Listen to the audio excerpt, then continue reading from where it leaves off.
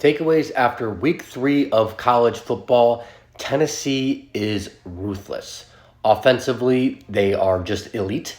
And defensively, I think they are better than most people are really giving them credit or expect them to be. They were up 30 to nothing and went for an onside kick. Josh Heupel is just on another level of ruthlessness right now.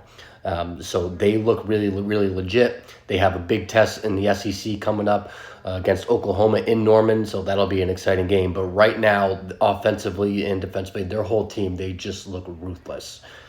Oregon with a big bounce back week, man, that was really needed for this team. That team struggled through the first 2 weeks of football.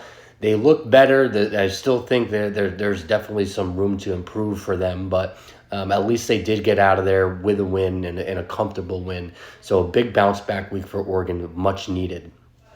Bama hit a new gear with when their offensive tackles were in. So Elijah Pritchett and Caden Proctor, they make a big difference for this Alabama offense.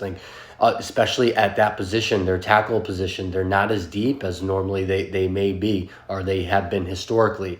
So the health of those two guys is going to be really important moving forward. But when those two guys are in, man, their offense looks really, really good, and they looked great against Wisconsin. Billy Napier, man, dude, what is going on at Florida? I mean, I think a lot of people kind of expected this, but it's just getting really bad right now.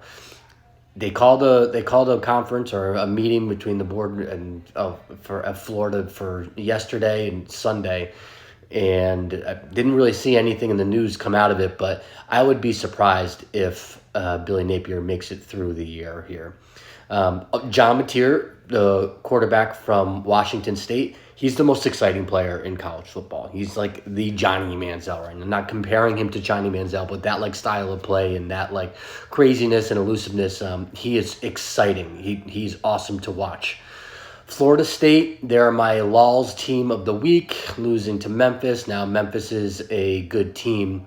But man, Florida State is down really, really bad right now. They are 0-3, and not really much is looking good for them. So I'm not sure what's up for them moving forward. I think they have some real big problems on both sides of the ball and really quarterback as well. So we'll see how that fares in conference play. But man, an 0-3 start is not what anyone had in mind there. Miami, Ole Miss, and Tennessee, and these offenses, they just have no breaks, and their head coaches are in I don't give a fuck mode, and we are trying to get style points here. But all three of these offenses, all three of them have elite quarterbacks and really big weapons outside, and they are just beating the brakes off of teams, no matter who it is. Obviously, a lot of it is inferior competition at the moment, but man, they are just not showing any mercy. And, for a lot of these teams, especially Miami, they weren't doing this at all last year. And, neither really to this extent was Ole Miss and Tennessee. So all three of those offenses have been electric and really improved from last year. And they are very exciting to watch.